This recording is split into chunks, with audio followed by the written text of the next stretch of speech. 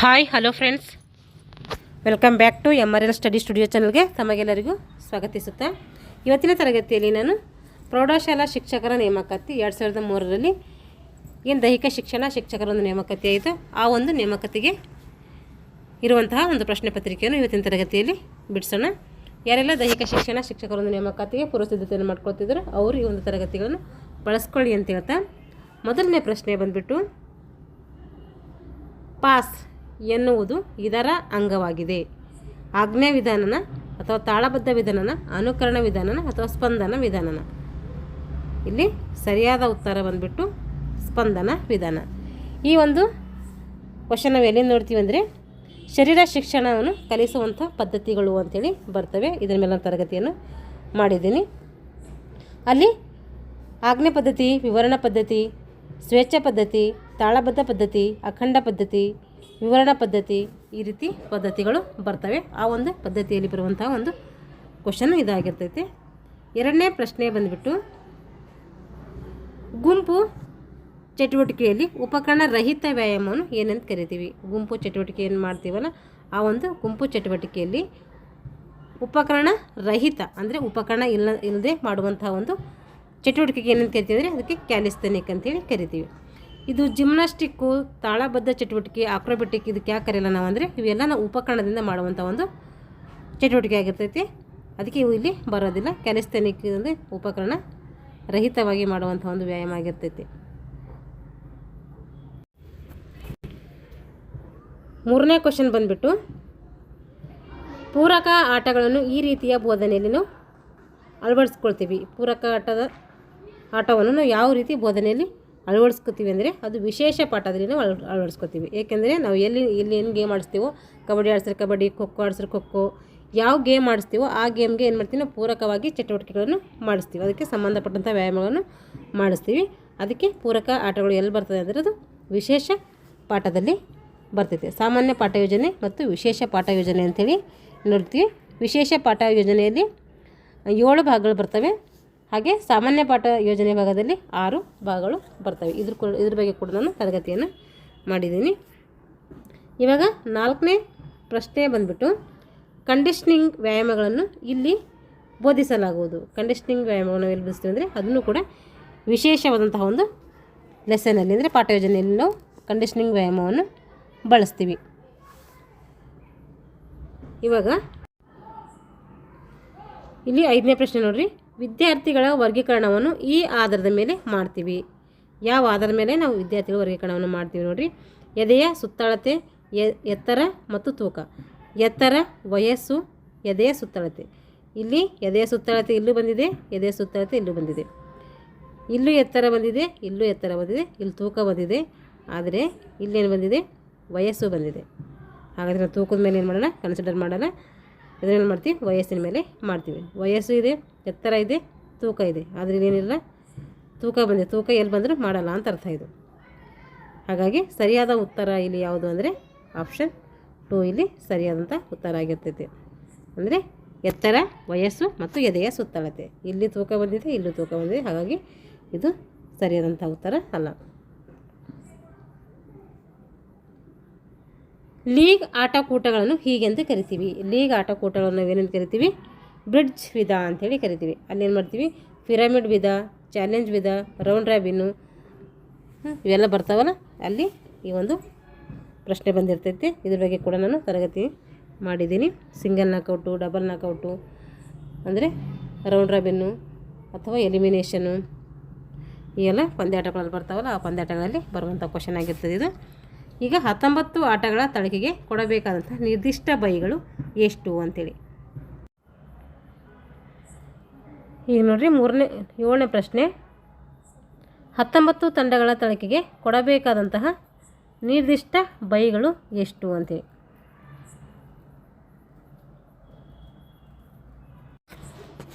ಇಲ್ಲಿ ಹೆಂಗೆ ಬೈ ಕೊಟ್ಕೊಳ್ತೀವಿ ಅಂದರೆ, ಬೈಗಳು ಹಂಚುವ ವಿಧಾನ ಅಂದರೆ ತಂಡಗಳು 2ರ ಘಾತ ಸಂಖ್ಯೆಗಿಂತ ಕಡಿಮೆ ಇದ್ದು ಸಮ ಸಂಖ್ಯೆಯಲ್ಲಿದ್ದರೆ ಏನು ಮಾಡ್ತೀವಿ ನಾವು? ಅಲ್ಲಿ 32ರಲ್ಲಿ 20 ಕಳ್ಕೊಂಡ್ರೆ ಎಷ್ಟು ಬರ್ತೈತೆ? ಅಲ್ಲಿ 12 ಬರ್ತೈತೆ. ಹಾಗೆ ಏನಾದರೂ ತಂಡಗಳು 2ರ ಘಾತಕ್ಕಿಂತ ಕಡಿಮೆ ಇದ್ದು ಅಂದರೆ ಬೆಸ ಸಂಖ್ಯೆಯಲ್ಲಿದ್ದರೆ ಏನು ಮಾಡ್ತೀವಿ ಅಲ್ಲಿ ನಾವು 32ರಲ್ಲಿ 21 ಕಳ್ಕೊತೀವಿ. ಈ ರೀತಿ ಮೇಲ್ಭಾಗಕ್ಕೆ ಮತ್ತು ಕೆಳಭಾಗಕ್ಕೆ ಏನು ಮಾಡ್ತೀವಿ ಬೈಗಳನ್ನು ಹಂಚ್ಕೋತೀವಿ. ಮೇಲ್ಭಾಗಕ್ಕೆ ಹಂಚ್ಕೋಬೇಕಾದ್ರೆ ಏನು ಮಾಡ್ತೀವಿ ನಾವು NB -1/2 ಮಾಡ್ಕೋತೀವಿ.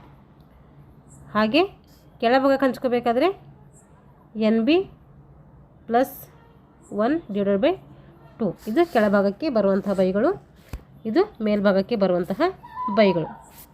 NB ಅಂದರೆ ಒಟ್ಟು ಬೈಗಳ ಸಂಖ್ಯೆ ಅಂತ ಅರ್ಥ. ಇಲ್ಲೇನು ಮಾಡ್ಕೋಬೇಕಂದ್ರೆ ನಾವು ಈ 32 ಇರ್ತಲ್ಲ, 32ರಲ್ಲಿ ಏನು ಮಾಡ್ಕೋಬೇಕು, ಈ 19 ಕಳಿಬೇಕು. ಒಟ್ಟು ಬೈ ಕಳೆಯೋದರಿಂದ ಏನು ಮಾಡಬೇಕು ನಾವು 32ರಲ್ಲಿ 19 ಕಳೆದ್ರೆ ನಮಗೆ ಎಷ್ಟು ಬರ್ತೈತೆ ಇಲ್ಲಿ 13 ಬೈಗಳು ಬರ್ತವೆ. ನೋಡ್ರಿ ಒಂದ್ಸರಿ ಕಳೆದು ನೋಡಿರಿ 32 19 12ರಲ್ಲಿ 9 ಹೋಗಿದ್ರೆ 3 ಬರ್ತೈತೆ, 2ರಲ್ಲಿ 1 ಹೋದರೆ 1 ಬರ್ತೈತೆ. ಅಂದರೆ ಒಟ್ಟು ಎಷ್ಟು ಇಲ್ಲಿ 13 ಬರ್ತೈತಿ. ಆದರೆ ಇಲ್ಲಿ ಆಪ್ಷನಲ್ಲಿ ಏನಿಲ್ಲ 13 ಇಲ್ಲ, ಇಲ್ಲಿ 12 ಅಂಥೇಳಿ ಏನು ಕೊಟ್ಟಿದ್ದಾರೆ ಕೀ ಆನ್ಸರ್ ಕೊಟ್ಟಿದ್ದಾರೆ. ಅದಕ್ಕೋಸ್ಕರ ಇದೇನು ಮಾಡ್ತೀನಿ ಅಂದರೆ ಸ್ಕಿಪ್ ಮಾಡಿ ಮುಂದಿನ ಒಂದು ಕ್ಲಾಸಲ್ಲಿ ಈ ಒಂದು ಕ್ವಶನ ಕ್ಲಿಯರ್ ಮಾಡ್ತೀನಿ. ಇವಾಗ 8ನೇ ಪ್ರಶ್ನೆ ನೋಡಿರಿ. ಲೀಗ್ ಪಂದ್ಯಾವಳಿಯಲ್ಲಿ ಗೆದ್ದವರಿಗೆ ಸಮ ಮತ್ತು ಸಾಧಿಸಿದವರಿಗೆ ಮತ್ತು ಸೋತವರಿಗೆ ಕೊಡುವಂತಹ ಯಾವ ರೀತಿ ಕೊಡ್ತೀವಿ ನಾವು ಅಂತಂದರೆ ಇಲ್ಲಿ 2, 1, 0 ಇದ್ರ ಬಗ್ಗೆ ಎಲ್ಲ ಕ್ಲಾಸ್ಗಳು ಮಾಡಿದ್ದೀನಿ. ಒಂದ್ಸರಿ ನೋಡ್ಕೊಡ್ರಿ, ಗೊತ್ತಾಗಿದ್ರೆ ಇನ್ನೊಂದ್ಸರಿ ಇದ್ರ ಬಗ್ಗೆ ಇನ್ನೊಂದ್ಸರಿ ಕ್ಲಾಸ್ ಮಾಡೋಣ. ಈಗ 9ನೇ ಪ್ರಶ್ನೆ. ದೈಹಿಕ ಶಿಕ್ಷಣದ ಒಂದು ತರಗತಿಗೆ ಇರಬೇಕಾದಂಥ ಒಟ್ಟು ವಿದ್ಯಾರ್ಥಿಗಳ ಸಂಖ್ಯೆ ಎಷ್ಟು ಅಂತೇಳಿ. ಒಂದು ದೈಹಿಕ ಶಿಕ್ಷಕರ ಒಂದು ತರಗತಿ ಇದೆ ಅಂದರೆ ಅಲ್ಲಿ ನಾವು ಕನಿಷ್ಠವಾಗಿ ಎಷ್ಟು ವಿದ್ಯಾರ್ಥಿಗಳು ಇರಬೇಕು ಅಂತ ಕೇಳಿದರೆ ಅಲ್ಲಿ 25 ವಿದ್ಯಾರ್ಥಿಗಳು ಇರಬೇಕು. ಸಾಮಾನ್ಯ ಪಾಠದಲ್ಲಿ ಇರುವಂತಹ ಮುಖ್ಯ ಹಂತಗಳು ಎಷ್ಟು? ಇಲ್ಲಿ ಎಷ್ಟು ಕೊಟ್ಟಿದ್ದಾರೆ? 5 ಹಂತಗಳು ಅಂಥೇಳಿ ಕೊಟ್ಟಿದ್ದಾರೆ. ಅಂದರೆ ಇಲ್ಲಿ ಸಾಮಾನ್ಯ ಪಾಠದಲ್ಲಿ ಏನು ಮಾಡ್ತೇವೆ 7 ಭಾಗಗಳು, 6 ಭಾಗಗಳು. ವಿಶೇಷ ಪಾಠದ ಒಂದು ಯೋಜನೆಯಲ್ಲಿ ಏನು ಮಾಡ್ತೇವೆ 7 ಭಾಗಗಳು ಬರ್ತವೆ. ಅಂದರೆ ಸಾಮಾನ್ಯ ಪಾಠ ಯೋಜನೆಯಲ್ಲಿ 6 ಭಾಗಗಳು, ನಿರ್ದಿಷ್ಟ ಒಂದು ಪಾಠ ಯೋಜನೆಯಲ್ಲಿ 7 ಭಾಗಗಳು ಬರ್ತವೆ. ಆದರೆ ಇಲ್ಲಿ 5 ಅಂತ ಕೊಟ್ಟಿದ್ದಾರೆ. ಇದು ಯಾವುದೊಂದು ಆಥರ್ ಪ್ರಕಾರ ಕೊಟ್ಟಿದ್ದಾರೆ ಗೊತ್ತಿಲ್ಲ, ಆದರೆ ನಾವೊಂದು ಆಥರ್ ಬುಕ್ಕು ಸ್ಪರ್ಧಾ ಸಾಹಿತ್ಯದ ಪ್ರಕಾರ ಏನಿದೆ ಅಂದರೆ ಅಲ್ಲಿ 6 ಅಂತ ಇದೆ. ಇದನ್ನು ಕೂಡ ಒಂದು ಸರಿ ನೋಡ್ಕೊಳ್ಳೋಣ. ಅಲ್ಲಿ ಏನು ಮಾಡ್ತೈತೆ ಅಂದರೆ ಸಭೆ ಸೇರೋದು ಮತ್ತು ಹಾಜರಿ ತೆಗೆದುಕೊಳ್ಳುವುದು, ಪ್ರಾರಂಭಿಕ ಚಟುವಟಿಕೆಗಳು, ಔಪಚಾರಿಕ ಒಂದು ವಿಭಾಗ, ಕಲಿಸುವಂತಹ ಒಂದು ಭಾಗ, ಹಾಗೆ ಮನೋರಂಜನೆ ಭಾಗ, ಮರಳಿ ಸಭೆ ಸೇರುವುದು ಮತ್ತು ವಿಸರ್ಜನೆ. ಈ ರೀತಿ 6 ಭಾಗಗಳು ಏನು ಮಾಡ್ತಾರೆ ಸಾಮಾನ್ಯ ಪಾಠ ಯೋಜನೆಯಲ್ಲಿ ಬರ್ತವೆ. ಆದರೆ ಇಲ್ಲೊಂದು ಏನು ಮಾಡಿದ್ದಾರೆ ಒಂದು ಸ್ಕಿಪ್ ಮಾಡಿ 5 ಅಂಥೇಳಿ ಕೊಟ್ಟಿದ್ದಾರೆ. ಅವ್ರು ಯಾವ ಬುಕ್ ರೆಫರ್ ಮಾಡಿದಾರೋ ಅದು ನೋಡಬೇಕು. ಇವಾಗ ಸೀಡಿಂಗ್ ಎಂಬ ಪದವನ್ನು ಇಲ್ಲಿ ಬಳಸಲಾಗ್ತೈತಿ. ಸೀಡಿಂಗ್ ಎಂಬ ಪದ ಎಲ್ಲಿ ಬಳಸ್ತೀವಿ ಅಂದರೆ ನಾವು ತಳಕು ಹಾಕೋದ್ರಲ್ಲಿ ಏನು ಮಾಡ್ತೀವಿ ಸೀಡಿಂಗ್ ಅಂಥೇಳಿ ಬಳಸ್ತೀವಿ. ಹೊಸ ವ್ಯಾಯಾಮವನ್ನು ಬೋಧಿಸಲು ಈ ವಿಧಾನವನ್ನು ನಾವು ಬಳಸ್ತೀವಿ. ಹೊಸ ಒಂದು ಯಾವುದೇ ಒಂದು ಚಟುವಟಿಕೆ ಹೊಸದಾಗಿ ಮಾಡ್ತಾ ಇದ್ದೀವಿ ಅಂದರೆ ನಾವು ಯಾವ್ದು ಬಳಸ್ತೀವಿ ಅಂದರೆ ಪ್ರದರ್ಶನ ವಿಧಾನವನ್ನು ಬಳಸ್ತೀವಿ. ಇಲ್ಲಿ ಆಜ್ಞೆ ವಿಧಾನ, ಪೂರ್ಣ ವಿಧಾನ, ಅನುಕರಣ ವಿಧಾನ ಅಷ್ಟೇನು ಎಫೆಕ್ಟ್ ಆಗೋದಿಲ್ಲ. ಆದರೆ ಪ್ರದರ್ಶನ ವಿಧಾನ ಅಂದರೆ ನಾವು ವಿದ್ಯಾರ್ಥಿಗಳ ಮುಂದೆ ಮಾಡಿ ತೋರಿಸೋದ್ರಿಂದ ಏನಾಗುತ್ತೆ ಅದು ಎಫೆಕ್ಟಿವ್ ಆಗ್ತೈತಿ. ಅದಕ್ಕೋಸ್ಕರ ಇಲ್ಲಿ ಪ್ರದರ್ಶನ ವಿಧಾನವನ್ನು ಬಳಸ್ತೀವಿ. ನಾಕೌಟ್ ತಾಲೂಕಿನಲ್ಲಿ ಎಷ್ಟು ಸಂಖ್ಯೆಯಲ್ಲಿ ಆಡುವ ತಂಡಗಳಿದ್ದರೆ ಬೈ ಕೊಡುವಂತಹ ಅವಶ್ಯಕತೆ ಇಲ್ಲ ಅಂತೀವಿ. ಇಲ್ಲಿ ಪಂದ್ಯಾವಳಿಯಲ್ಲಿ ಭಾಗವಹಿಸುವ ತಂಡಗಳ ಸಂಖ್ಯೆ 2 ಅಥವಾ 2ರ ಘಾತಕ್ಕೆ ಸಮ ಇದ್ರೆ ಏನಾಗಲ್ಲ ಅಲ್ಲಿ ಬೈ ಕೊಡುವ ಹಾಗಿಲ್ಲ. ಒಂದು ವೇಳೆ ಸಮ ಇಲ್ಲ ಅಂದರೆ ನಾವೇನು ಮಾಡ್ಬೋದು ಅಲ್ಲಿ ಬೈ ಕೊಡ್ಬೋದು. ಆದರೆ ಸಮ ಸಂಖ್ಯೆಯಲ್ಲಿದ್ದರೆ ಬೈ ಕೊಡುವ ಹಾಗಿಲ್ಲ. ಇಲ್ಲಿ ಎಷ್ಟು ಸಂಖ್ಯೆಯಲ್ಲಿ ನಾಕೌಟ್ ತಾಲೂಕಿನಲ್ಲಿ ಎಷ್ಟು ಸಂಖ್ಯೆಯಲ್ಲಿ ಆಡುವ ತಂಡಗಳಿದ್ದರೆ ಬೈ ಕೊಡುವ ಅವಶ್ಯಕತೆ ಇಲ್ಲ ಅಂದರೆ ಇಲ್ಲಿ 16.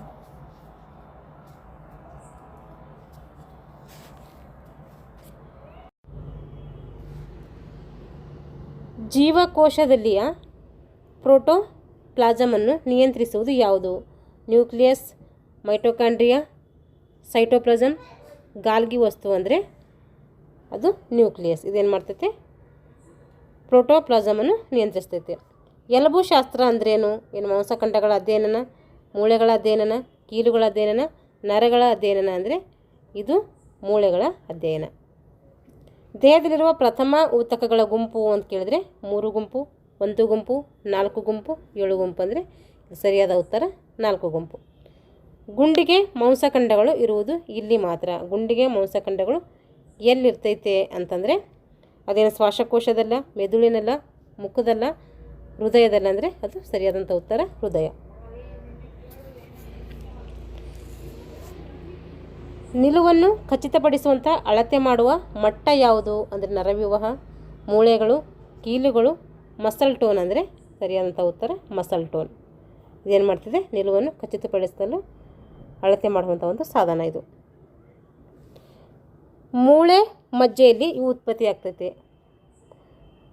ಹಳದಿ ಕಣಗಳು, ನೀಲಿ ಕಣಗಳು, ಕೆಂಪು ಮತ್ತು ಬಿಳಿ ರಕ್ತ ಕಣಗಳು, ಕಂದು ಬಣ್ಣಗಳು. ಮೂಳೆ ಮಜ್ಜೆಯಲ್ಲಿ ಏನು ಮಾಡ್ತೈತೆ, ಕೆಂಪು ಮತ್ತು ಬಿಳಿ ರಕ್ತ ಕಣಗಳು ಏನಾಗ್ತವೆ, ಉತ್ಪತ್ತಿ ಆಗ್ತವೆ. ದೇಹದ ಕೆಳ ಅಂಗಾಂಗಗಳು ಹೊಂದಿರುವಂತಹ ಮೂಳೆಗಳ ಸಂಖ್ಯೆ ಎಷ್ಟು? ದೇಹದ ಕೆಳ ಅಂಗಾಂಗಗಳು ಹೊಂದಿರುವಂಥ ಮೂಳೆಗಳ ಸಂಖ್ಯೆ 42 ಮೂಳೆಗಳು, 31 ಮೂಳೆಗಳು, 15 ಮೂಳೆಗಳು, 24 ಮೂಳೆಗಳು. ಇಲ್ಲಿ ಸರಿಯಾದ ಉತ್ತರ ಬಂದುಬಿಟ್ಟು 31 ಮೂಳೆಗಳು. ದೇಹದ ಹೊಲಿಗೆಗಳಿರುವಂತಹ ಭಾಗ, ಹೊಲಿಗೆಗಳ ಥರ ಇರುವಂತಹ ಒಂದು ಭಾಗ ಯಾವುದು? ತಲೆಬುರುಡೆ, ಮಂಡಿ, ಮುಖ, ಉದ್ದನೆಯ ಮೂಳೆಗಳು. ಇಲ್ಲಿ ತಲೆಬುರುಡೆ. ತಲೆಬುರುಡೆಯಲ್ಲಿ ಇರುತ್ತೆ, ಅದು ಹೊಲಿಗೆ ಥರ ಇರುವುದರಿಂದ ಅದಕ್ಕೇನಂತೀವಿ, ಹೊಲಿಗೆ ಅಂಥೇಳಿ ಕರಿತೀವಿ. ಅಂದರೆ ಹೊಲಿಗೆ ಇರುವಂತಹ ಭಾಗ ಯಾವುದಂದ್ರೆ ಅದು ತಲೆಬುರುಡೆ. ಮನುಷ್ಯನ ದೇಹದಲ್ಲಿರುವ ಒಟ್ಟು ಅಸ್ಥಿ ಪಂಜರದ ಮಾಂಸಖಂಡಗಳ ಸಂಖ್ಯೆ. ಮನುಷ್ಯನ ದೇಹದಲ್ಲಿರುವ ಒಟ್ಟು ಅಸ್ಥಿ ಪಂಜರದ ಮಾಂಸಖಂಡಗಳು ಇರುವಂತಹ ಸಂಖ್ಯೆ ಎಷ್ಟು ಅಂದರೆ ಅದು 600, 700, 500, 400. ಅಂದರೆ ಸರಿಯಾದ ಉತ್ತರ ಬಂದುಬಿಟ್ಟು 400. ಇವೆಲ್ಲ ಅನಾಟಮಿಗೆ ಸಂಬಂಧಪಟ್ಟಂಥ ಪ್ರಶ್ನೆಗಳು ಇರ್ತವೆ. ಅನಾಟಮಿಯಲ್ಲಿ ಎಷ್ಟು ಸಿಲೆಬಸ್ ಇದನ್ನು ಆ ಸಿಲೆಬಸ್ಗಿಂತ ನಾನು ಜಾಸ್ತಿನೇ ಹೇಳಿದ್ದೀನಿ. ನೀವು ಒಂದ್ಸರಿ ಅನಾಟಮಿ ಕ್ಲಾಸ್ಗಳನ್ನು ನೋಡ್ಕೊಳ್ಳಿ. ಇವಾಗ ನರಜೀವ ಕಣದಲ್ಲಿ ಉಬ್ಬಿರುವಂತಹ ಪ್ರದೇಶಕ್ಕೆ ಏನಂತ ಕರಿತೀವಿ ಅಂತಂದರೆ ನರತಂತು, ಬೆನ್ನುಹುರಿ, ಜೀವಕೋಶ, ಮಾಂಸಖಂಡಗಳು. ಅಂದರೆ ಅದಕ್ಕೇನಂತ ಕರಿತೀವಿ ನಾವು, ಜೀವಕೋಶ ಅಂತೇಳಿ ಕರಿತೀವಿ. ನರಜೀವಕಣದಲ್ಲಿ ಉಬ್ಬಿರುವಂಥ ಒಂದು ಪ್ರದೇಶಕ್ಕೆ ಏನಂತೀವಿ, ಜೀವಕೋಶ ಅಂತೇಳಿ ಕರಿತೀವಿ. ಎರಡು ನರಜೀವಕೋಶಗಳು ಸೇರುವ ಎಡೆಗಳು. ಅಂದರೆ ಎರಡು ನರಜೀವಕೋಶಗಳು ಸೇರುವಂಥ ಒಂದು ಪ್ರದೇಶಕ್ಕೆ ಏನಂತೀವಿ ಅಂದರೆ ಸೈನ್ಯಾಪ್ಸ್ ಅಂತೇಳಿ ಕರಿತೀವಿ. ಇಲ್ಲೇನು ಮಾಡ್ತವೆ, 2 ನರಜೀವಕೋಶಗಳು ಸೇರ್ತವೆ. ಎಲ್ಲಿ? ಅದು ಸೈನ್ಯಾಪ್ಸ್ನಲ್ಲಿ. ಬೆನ್ನೆಲುಬಿನಲ್ಲಿ ಸೇರಲ್ಲ, ಮೆಡುಲದಲ್ಲಿ ಸೇರಲ್ಲ, ಮೆದುಳು ಖಂಡದಲ್ಲಿ ಸೇರಲ್ಲ. ಎಲ್ಲಿ ಸೇರ್ತವೆ ಅಂದರೆ ಸೈನ್ಯಾಪ್ಸ್ನಲ್ಲಿ ಸೇರ್ತವೆ. ಬೂದು ಬಣ್ಣದ ವಸ್ತು ಇರುವುದು ಎಲ್ಲಿ ಅಂತ ಕೇಳಿದರೆ ಅದು ಮೆದುಳಿನಲ್ಲಿ. ನೋಡಿರಿ, ಇಲ್ಲಿ ಕೊಟ್ಟಿದ್ದಾರೆ ನೋಡಿ ಆಪ್ಷನ್ಗಳು. ಬೂದು ವಸ್ತು ಇರುವುದು ಎಲ್ಲಿ ಅಂದರೆ ಮೆದುಳು, ಕಾಲುಗಳು, ಕೈಗಳು, ಬಾಯಿ. ಅಂದರೆ ಸರಿಯಾದ ಉತ್ತರ ಬಂದುಬಿಟ್ಟು ಮೆದುಳು. ಬಿಳಿಯ ರಕ್ತ ಕಣಗಳನ್ನು ಹೇಗೆಂದು ಕರಿತೀವಿ? ಹಾಲ್ರಸ ಗ್ರಂಥಿ, ಹಾಲ್ರಸ ನಳ, ಹಾಲ್ರಸ ಕಣ, ಹಾಲ್ರಸ ಗಂಟು. ಎಲ್ಲ ಹಾಲ್ರಸನೇ ಬರ್ತವೆ. ಆದರೆ ಇಲ್ಲಿ ಗ್ರಂಥಿ ಇದೆ, ಇಲ್ಲಿ ನಾಳ ಇದೆ, ಇಲ್ಲಿ ಕಣ ಇದೆ, ಇಲ್ಲಿ ಗಂಟು ಇದೆ. ಹಾಗೆ ಸರಿಯಾದಂಥ ಉತ್ತರ ಹಾಲ್ರಸ ಕಣದಲ್ಲಿ ಏನು ಬರ್ತೈತೆ, ಬಿಳಿ ರಕ್ತ ಕಣಗಳು ಇರ್ತವೆ. ರಕ್ತದಲ್ಲಿರುವಂತಹ ಕೆಂಪು ಬಣ್ಣದ ವಸ್ತುವಿನ ಹೆಸರು ಏನು? ರಕ್ತದಲ್ಲಿರುವಂತಹ ಕೆಂಪು ಬಣ್ಣವಿನ ವಸ್ತು ಏನಂತ ಕರಿತೀವಿ ಅಂದರೆ ಅದು ಹಿಮೋಗ್ಲೋಬಿನ್ ಅಂತೇಳಿ ಕರಿತೀವಿ. ದೇಹದಲ್ಲಿರುವ ಗಾಳಿಯ ಗೂಡುಗಳಿರುವಂತಹ ಭಾಗ. ಶ್ವಾಸಕೋಶಗಳು, ಹೃದಯ, ಕಣ್ಣು, ಚರ್ಮ. ಶ್ವಾಸಕೋಶಗಳಂದರೆ ನಮಗೇನೇ ಗೊತ್ತಿರಬೇಕಲ್ಲಿ, ಇದು ಗಾಳಿ ಅಂದ್ರೇ ಶ್ವಾಸಕೋಶಗಳು ಅಂಥೇಳಿ ಗೊತ್ತಿರಬೇಕು. ಹಾಗಾಗಿ ಸರಿಯಾದಂಥ ಉತ್ತರ ಶ್ವಾಸಕೋಶಗಳು. ಶಾಲಾ ಕಾರ್ಯಕ್ರಮದಡಿಯಲ್ಲಿ ವೈದ್ಯಕೀಯ ತಪಾಸಣೆ ಈ ಕ್ಷೇತ್ರಕ್ಕೆ ಸೇರ್ತೈತೆ. ವೈದ್ಯಕೀಯ ತಪಾಸಣೆ ಎದಕ್ಕೆ ಸೇರ್ತದೆ ಅಂದರೆ ಆರೋಗ್ಯ ಸೇವೆಕೇನ, ಏನು ಆರೋಗ್ಯ ಸೂಚನೆನ, ವೈಯಕ್ತಿಕ ಆರೋಗ್ಯನ ಹಾಗೂ ಆರೋಗ್ಯ ಪರಿಸರನ. ಅಂದರೆ ಇದು ಆರೋಗ್ಯ ಸೇವೆಗೆ ಸೇರ್ತೈತೆ. ಇವುಗಳಲ್ಲಿ ಸಾಂಕ್ರಾಮಿಕ ರೋಗವನ್ನು ಹೆಸರಿಸಿ. ಸಾಂಕ್ರಾಮಿಕ ರೋಗ ಅಂದ್ರೇನು? ಒಬ್ಬರಿಂದ ಇನ್ನೊಬ್ಬರಿಗೆ ಹರಡುವಂಥ ರೋಗಕ್ಕೆ ಅಂತೀವಿ ನಾವು ಸಾಂಕ್ರಾಮಿಕ ರೋಗ ಅಂತೇಳಿ ಕರಿತೀವಿ. ಇಲ್ಲಿ ಬಿಳಿತೊನ್ನು ಅಂದರೆ ಚರ್ಮ ಬಿಳಿದಾಗಿರ್ತದೆ, ಅದಕ್ಕೆ ಬಿಳಿತೊನ್ನು ಅಂತೀವಿ. ಕಾಲರ, ಕುಷ್ಠರೋಗ, ಜ್ವರ. ಅಂದರೆ ಇಲ್ಲೇನು ಮಾಡ್ತೈತೆ, ಕಾಲರ ಒಬ್ಬರಿಂದ ಒಬ್ಬರಿಗೆ ಹರಡ್ತೈತೆ.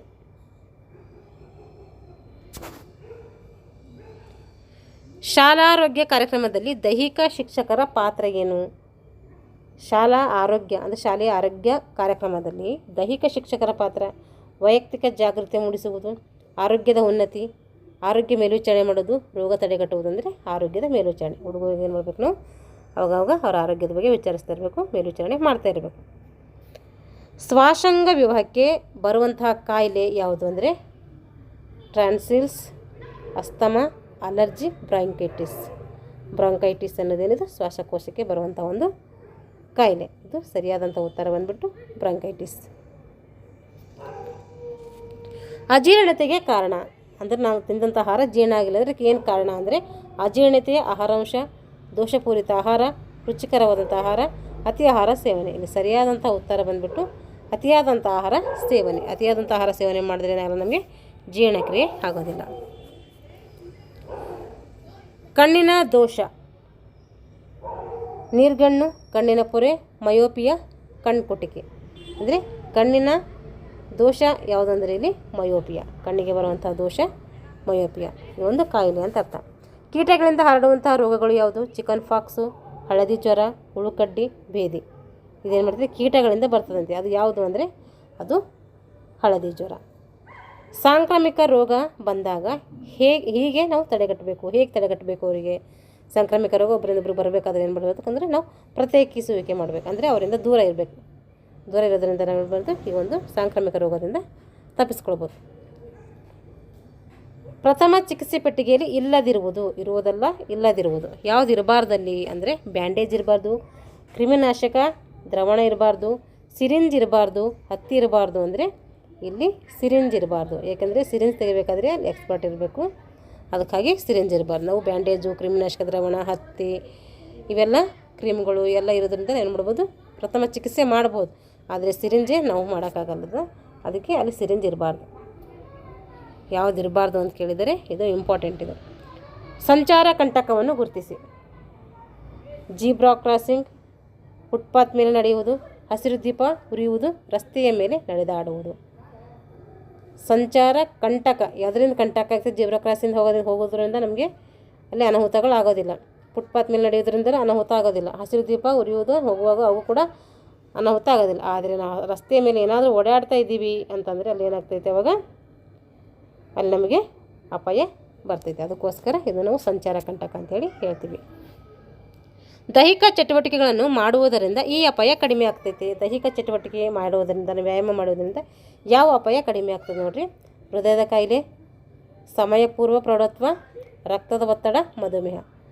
ಎದರ ಅಪಾಯ ಕಡಿಮೆ ಆಗ್ತದೆ ಅಂದರೆ ಇಲ್ಲಿ ನಾವು ಸಮಯಪೂರ್ವ ಪ್ರೌಢತ್ವ ಅಂದರೆ ಇವಾಗೆಲ್ಲ ಏನು ಮಾಡ್ತಾರೆ ಅಂದರೆ ಚಿಕ್ಕ ಮಕ್ಕಳೇ ಮ್ಯಾಚರ್ಡ್ ಆಗ್ತಾರೆ. ಆ ರೀತಿ ಸಮಯಪೂರ್ವ ಪ್ರೌಢತ್ವವನ್ನು ಇಲ್ಲಿ ತಡೆಗಟ್ಟಬಹುದು ನಾವು. ಮಾನವನ ದೇಹದಲ್ಲಿರುವ ಒಟ್ಟು ಮೂಳೆಗಳ ಸಂಖ್ಯೆ ಎಷ್ಟು ಅಂದರೆ 206. ಮಾನವನ ದೇಹದಲ್ಲಿರುವಂಥ ಒಟ್ಟು ಮೂಳೆಗಳು 206. ಅಸ್ಥಿ ಸ್ನಾಯುಗಳ ಮೇಲೆ ವ್ಯಾಯಾಮದ ಪರಿಣಾಮ. ಅಸ್ಥಿ ಸ್ನಾಯುಗಳ ಮೇಲೆ ವ್ಯಾಯಾಮ ಮಾಡೋದ್ರಿಂದ ಯಾವ ರೀತಿ ಪರಿಣಾಮ ಬೀರ್ತೈತೆ? ಇನ್ನು ಮಾಂಸಖಂಡಗಳ ತೂಕ ಆಗ್ತೈತಾ, ಮಾಂಸಖಂಡಗಳ ಕುಗ್ಗುವಿಕೆ ಆಗ್ತೈತಾ, ಸ್ನಾಯುಗಳ ಉದ್ದಾಗುವಿಕೆ ಆಗ್ತೈತಾ, ಅಥವಾ ಮಾಂಸಖಂಡಗಳ ಗಡಸುತನ ಆಗ್ತದೆ? ಅಂದರೆ ನಾವು ವ್ಯಾಯಾಮ ಮಾಡೋದ್ರಿಂದ ನಾವು ಬಲಿಷ್ಠವಾಗ್ತೀವಿ. ಹಾಗಾಗಿ ಮಾಂಸಖಂಡಗಳು ಗಡಸುತನ ಮತ್ತಷ್ಟು ಗಟ್ಟಿಯಾಗ್ತವೆ ಅಂತ. 42ನೇ ಪ್ರಶ್ನೆ, ಏರೋಬಿಕ್ ತರಬೇತಿಯ ಪರಿಣಾಮ ಏನಾಗ್ತೈತಿ? ಏರೋಬಿಕ್ ಮಾಡೋದರಿಂದ ಏನು ಪರಿಣಾಮ ಬೀರ್ತೈತಿ ಅಂತೇಳಿ ನೋಡ್ರಿ. ಇದೊಂದು ರಿದಮಿಕ್ ಆಗಿರ್ತೈತಿ, ಒಂಥರ ಡ್ಯಾನ್ಸ್ ಥರ ಇರ್ತೈತಿ ಇದು ಏರೋಬಿಕ್ ತರಬೇತಿ. ಇದು ಲ್ಯಾಕ್ಟೈಟ್ ಮಟ್ಟ ಹೆಚ್ಚಾಗ್ತೈತಿ. ಇದರಿಂದ ಗ್ಲೈಕೋಟಿಕ್ ಕೆಪಾಸಿಟಿಯು ಹೆಚ್ಚಾಗ್ತೈತೆ. ATP ಶೇಖರಣೆ ಆಗ್ತೈತಿ, ಮಾಂಸಖಂಡಗಳು ವಿಭಜನೆ ಆಗ್ತೈತಿ. ಅಂದರೆ ಇಲ್ಲಿ ATP ಏನಾಗ್ತೈತೆ? ಸಂಗ್ರಹಣೆ ಆಗ್ತೈತಿ. ATP ಅಂದರೆ ಲಾಂಗ್ ಫಾರ್ಮ್ ಏನು? ಅಡಿನೋಸಿನ್ ಟ್ರೈ ಫಾಸ್ಫೇಟ್ ಅಂತೇಳಿ ಕರಿತೀವಿ. ಅಡಿನೋಸಿನ್ ಟ್ರೈ ಫಾಸ್ಫೇಟ್ ಅಂತೇಳಿ ಕರಿತೀವಿ. 43ನೇ ಪ್ರಶ್ನೆ, ವಾಯು ಶುದ್ಧೀಕರಣ ಆಗಬೇಕಾದ್ರೆ ಯಾವುದು ಒಂದು ಮಾಧ್ಯಮ ಮುಖ್ಯ ಆಗಿದೆ ಇಲ್ಲಿ? ವಾತಾಯನ, ಮಳೆ, ಬೆಳಕು, ಸೋಸುವಿಕೆ. ಅಂದರೆ ಮಳೆಯಿಂದ ಏನು ಮಾಡ್ಬೋದು? ನಾವು ವಾತಾವರಣವನ್ನು ಶುದ್ಧೀಕರಣ ಮಾಡ್ಬೋದು. ಕಾರ್ಬೋಹೈಡ್ರೇಟ್ಸ್ ಪ್ರಮುಖ ಮೂಲ. ಕಾರ್ಬೋಹೈಡ್ರೇಟ್ಸ್ ಎಲ್ಲಿ ನಮಗೆ ಹೆಚ್ಚಾಗಿ ಸಿಗ್ತೈತೆ?